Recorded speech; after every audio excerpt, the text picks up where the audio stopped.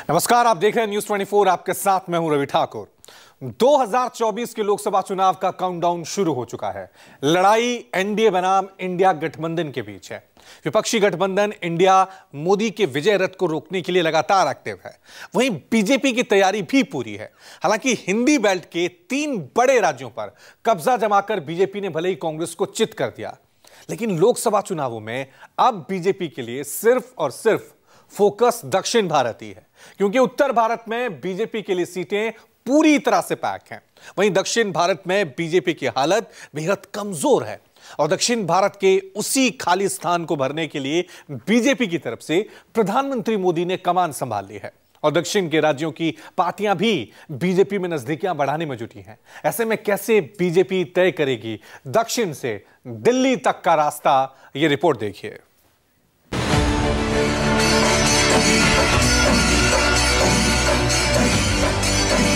मुफ्त इलाज मिलता रहेगा क्योंकि आपके पास है मोदी उड़े गारंटी।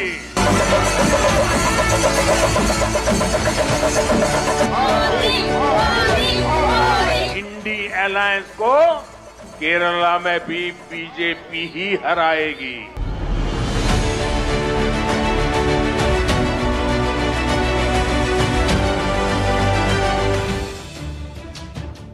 दक्षिण पर बीजेपी का फोकस, 24 के लिए एनडीए चौकस।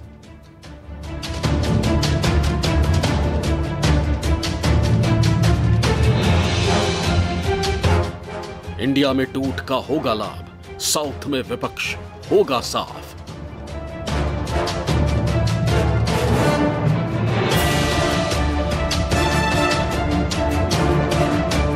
अब की बार 400 पार का नारा, दिल्ली के लिए दक्षिण सहारा। हमारे तीसरे टर्म में भारत दुनिया की तीसरी बड़ी आर्थिक ताकत बनेगा और ये मोदी की गारंटी है।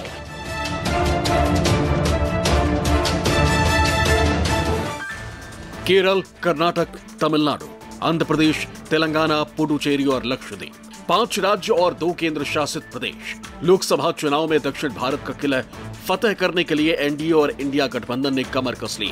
दिल्ली की जंग में दक्षिण भारत की 131 सीटों का अहम रोल होगा और दक्षिण भारत में बीजेपी के मुकाबले इंडिया गठबंधन कहीं ज्यादा मजबूत है। यही वजह है कि बीजेपी की तरफ से प्रधानमंत्री नरेंद्र मोदी ने ऑपरेशन साउथ शुरू कर दिया।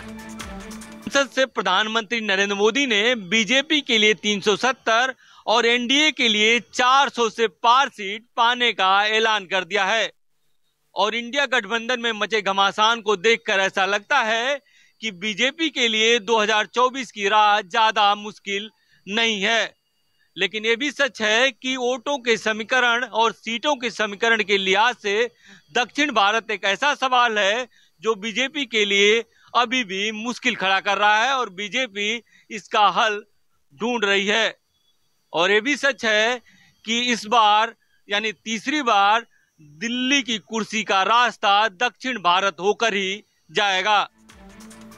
भारतीय जनता पार्टी के मिशन साउथ की तैयारियां दिल्ली में भी नजर आने लगी और दक्षिण भारत के नेताओं में एक होड़ सी लग गई है इस बात को साबित करने की कि कौन बीजेपी के सबसे करीब है। आपको बता दें कि आंध्र प्रदेश में चंद्रबाबू नायडू की टीडीपी और विरोधी जगनमोहन रेड्डी की पार्टी वाईएसआर-सीपी एक दूसरे के धुर विरोधी हैं। ऐसे में दोनों का एक के बाद एक बीजेपी से मिलना बीजेपी के लिए दक्षिण भारत में अपनी पैठ बनाने के नए मौके लेकर आ सकता है। लोकसभा चुनाव से पहले दक्षिण में भारतीय जनता पार्टी मजबूत होती नजर आ रही। इस बात की तस्दीक उस वक्त और मजबूत हुई जब तमिलनाडु के 15 पूर्व विधायक और एक पूर्व सांसद ने बीजेपी का दामन थाम लिया। तमिलनाडु के तमाम नेताओं ने सोमवार को दिल्ली में पार्टी की सदस्यता ली। बीजेपी में शामिल हुए ज्यादातर नेता एआईएडीएमके के थे। उत्तर भारत, खासतौर से जो हिंदी भाषी प्रदेश हैं, वहां भारतीय जनता पार्टी बहुत मजबूत है, इसमें कोई शक नहीं। और भारतीय जनता पार्टी 2014 और 2019 में जब बड़े बहुमत के साथ सत्ता में आई तो उसमें सबसे बड़ी भूमिका उत्तर भारत की थी। भारतीय जनता पार्टी ने एक बड़ी रणनीति के तहत दक्षिण भारत में भी पैर पसारने की कोशिश की है। भाजपा के नेताओं की सक्रियता वहां बढ़ी है। बीजेपी लगातार दक्षिण में पार्टी के विस्तार की कोशिश में जुटी हुई है। हाल ही में प्रधानमंत्री नरेंद्र मोदी केरल के दौरे पर गए थे, जहां पर उन्होंने एक रैली को भी संबोधित किया था। आंकड़े बताते हैं कि साल 2014 के मुकाबले साल 2019 में बीजेपी की कुछ लोकसभा सीटों पर पकड़ केरल में बेहतर हुई है। हालांकि केरल में पार्टी अभी तक एक भी लोकसभा की सीट नहीं जीत पाई है। हालांकि तेलंगाना विधानसभा चुनाव के नतीजे बीजेपी के लिए राहत भरे थे, जहां पर पार्टी की सीटों की संख्या 2023 में 1 से बढ़कर 8 तक पहुंच गई, लेकिन लोकसभा चुनाव के लिहाज से इतना काफी नहीं है। 2024 को लोकसभा चुनाव के मद्देनजर बीजेपी के लिए दक्षिण भारत खासा अहम है। इसके पीछे वजह है कि उत्तर भारत में लोकसभा की सीटों के लिहाज से बीजेपी अपना सर्वश्रेष्ठ प्रदर्शन कर चुकी है। उत्तर भारत में बीजेपी के पास अब लोकसभा की सीटें और बढ़ाने की संभावना नहीं है, क्योंकि यहां बीजेपी सैचुरेशन के स्तर पर है। बीजेपी को यह एहसास है कि कर्नाटक विधानसभा चुनाव में पार्टी की हार के चलते तेलंगाना में बीजेपी को नुकसान हुआ है। दक्षिण भारत बीजेपी के लिए बंजर भूमि में कमल खिलाने के बराबर है, क्योंकि दक्षिण के अधिकतर राज्यों में गैर बीजेपी सरकारें हैं। दरअसल दक्षिण भारत में 5 राज्य और 2 केंद्र शासित प्रदेश हैं। इनमें केरल, कर्नाटक, तमिलनाडु, आंध्र प्रदेश, तेलंगाना, पुडुचेरी और लक्षद्वीप हैं। इन राज्यों में लोकसभा की 131 सीटें और फिलहाल 131 सीटों में से बीजेपी के पास सिर्फ 30 सीटें ही हैं और कांग्रेस के पास 27 हैं। यहां क्षेत्रीय दलों का बोलबाला है और उन्होंने 74 सीटों पर कब्जा जमाए रखा है। बीजेपी का फोकस उन 84 सीटों पर है जो बीजेपी कभी नहीं जीती। इन सीटों का क्लस्टर बनाकर इनकी जिम्मेदारी केंद्रीय मंत्रियों को दी गई। तेलंगाना, कर्नाटक, आंध्र प्रदेश, केरल और तमिलनाडु को लेकर लगातार बीजेपी अध्यक्ष जेपी नड्डा और अमित शाह बैठकें कर रहे हैं। तेलंगाना विधानसभा में बीजेपी का वोट प्रतिशत 7% से बढ़कर 14% हो गया। देखिए, अगर भारतीय जनता पार्टी 400 पार का नारा देती है तो जाहिर सी बात है कि यह काम खाली उत्तर भारत से नहीं हो सकता।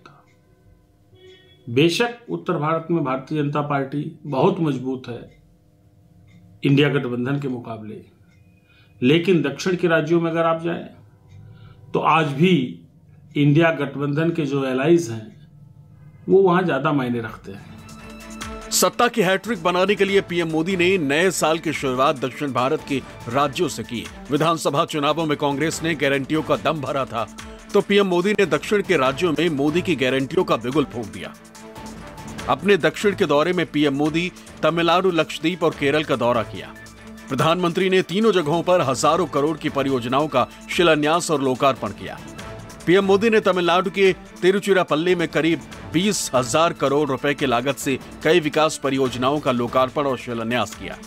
तो वहीं पीएम मोदी ने लक्षद्वीप में 1,150 करोड़ रुपए की परियोजनाओं का उद्घाटन और शिलान्यास किया। पीएम मोदी ने केरल में रोड शो के जरिए कांग्रेस और विपक्षी गठबंधन पर करारा हमला किया। उससे पहले पीएम मोदी तमिलनाडु के तिरुचिरापल्ली पहुंचे थे। तिरुचिरापल्ली के भारतीदासन विश्वविद्यालय के 38वें दीक्षांत समारोह में पीएम मुख्य अतिथि थे। इसके साथ ही पीएम मोदी ने तिरुचिरापल्ली में एक सार्वजनिक कार्यक्रम में विमानन, रेल, सड़क, तेल और गैस, शिपिंग और उच्चतर शिक्षा क्षेत्र से जुड़ी 19,850 करोड़ रुपए से अधिक की अनेक विकास परियोजनाओं का उद्घाटन किया और उनकी आधारशिला रखी। पीएम ने यहां कहा कि बड़े निवेशक देश में निवेश कर रहे हैं और तमिलनाडु और देश के लोगों को इसका लाभ मिल रहा है। तमिलनाडु भारत की समृद्धि और सांस्कृतिक परिविरासत का प्रतिबिंब है। तमिलनाडु के पास तमिल भाषा और ज्ञान का प्राचीन खजाना है। मेरा प्रयास है कि देश के विकास और विरासत में तमिलनाडु से मिली सांस्कृतिक प्रेरणा का लगातार विस्तार हो। पिछले 10 वर्षों में भारत ने आधुनिक इंफ्रास्ट्रक्चर पर बहुत बड़ा निवेश किया है। रोड, रेल, पोर्ट, एयरपोर्ट, गरीबों के घर हो या अस्पताल, आज भारत फिजिकल और सोशल इंफ्रास्ट्रक्चर पर अभूतपूर्व निवेश कर रहा है। बड़े बड़े इन्वेस्टर्स भारत में निवेश कर रहे हैं और इसका सीधा लाभ तमिलनाडु को तमिलनाडु के लोगों को भी मिल रहा है।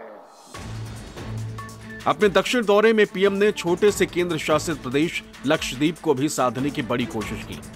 पीएम मोदी ने यहां केंद्र शासित प्रदेश में 1150 करोड़ रुपए की विभिन्न परियोजनाओं का उद्घाटन और शिलान्यास किया। पीएम मोदी ने लक्षद्वीप के कदमत में कम तापमान वाले थर्मल डीसैलिनेशन संयंत्र का उद्घाटन किया। पीएम ने अगाती और मिनिकॉय द्वीपों पर सभी घरों में घरेलू नल कनेक्शन राष्ट्र को समर्पित किए। पीएम मोदी ने कावारत्ती में सौर ऊर्जा संयंत्र और लक्षद्वीप में पहली बैटरी समर्थित सौर ऊर्जा परियोजना की भी शुरुआत की। उन्होंने कल्पेनी में प्राथमिक स्वास्थ्य देखभाल सुविधा के नवीनीकरण की नींव रखी और 5 द्वीपों एंड्रोथ, चतलाट, कदमत, अगाती और मिनिकॉय में 5 मॉडल आंगनबाड़ी केंद्रों के निर्माण की आधारशिला भी रखी। प्रधानमंत्री नरेंद्र मोदी ने केंद्र सरकार की योजनाओं के खिलाफ विरोध प्रदर्शन करने वाले मुस्लिम बहुल लक्षद्वीप के लोगों का दिल जीतने की कोशिश की। पीएम मोदी ने कहा कि ये द्वीप समूह भले ही छोटा है, लेकिन इसका दिल बड़ा है। आजादी के लंबे समय तक लक्षद्वीप के इंफ्रास्ट्रक्चर पर उतना ध्यान नहीं दिया गया। भले ही शिपिंग यहां की लाइफलाइन रही हो, लेकिन यहां पोर्ट इंफ्रास्ट्रक्चर भी कमजोर ही रहा। इन सब चुनौतियों को अब हमारी सरकार दूर कर रही है। लक्षद्वीप की पहली पोल बल्क स्टोरेज फैसिलिटी कवरत्ती और मिनिकॉय आइलैंड में बनाई गई है। अब यहां अनेक सेक्टर्स में रोजगार के नए अवसर बन रहे हैं। हमारे मछुआरे साथियों के लिए हमने यहां आधुनिक सुविधाएं बनाई है। अब अगत्ती में एयरपोर्ट के साथ साथ आइस प्लांट भी है। अब तो यहां से टूना फिश भी एक्सपोर्ट होने लगी है। इसलिए लक्षद्वीप के मछुआरे साथियों की आय भी बढ़ने का मार्ग बना है।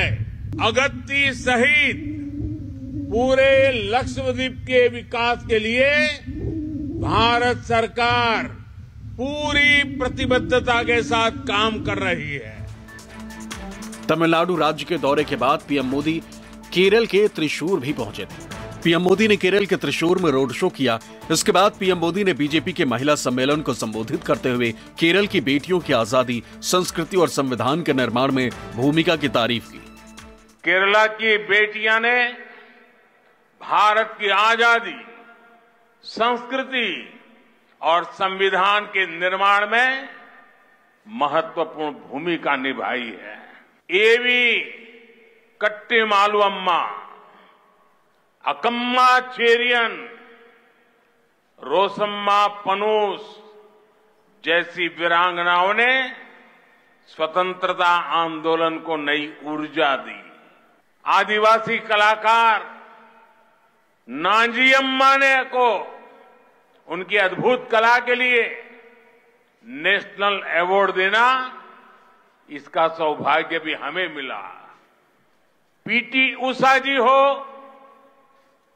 अंजू बॉबी जॉर्ज हो, ये पूरे देश की बेटियों के लिए बहुत बड़ी प्रेरणा है।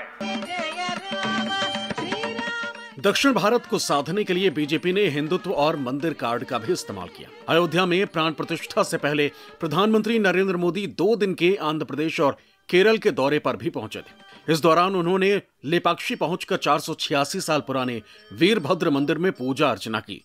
मंदिर परिसर में बैठकर पीएम मोदी ने राम भजन भी किया।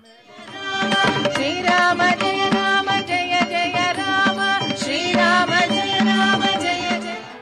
भारतीय जनता पार्टी का दक्षिण भारत में कमाल दिखाने का इरादा है। पार्टी ने लोकसभा चुनाव 2024 में 5 दक्षिणी राज्यों के कम से कम 40 से 50 सीटें जीतने का लक्ष्य रखा है, यानी 29 से आगे बढ़कर 40-50 सीटें। बीजेपी ने 130 सीटों को साधने के लिए पीएम मोदी की रैली कर्नाटक, तेलंगाना, केरल, तमिलनाडु और आंध्र प्रदेश में कराने की तैयारी की है। और इसकी शुरुआत नए साल के साथ हो चुकी। मोदी लगातार दक्षिण का दौरा कर रहे हैं।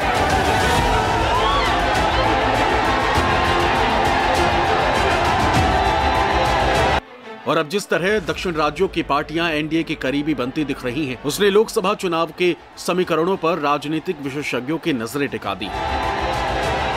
Bureau report, news 24।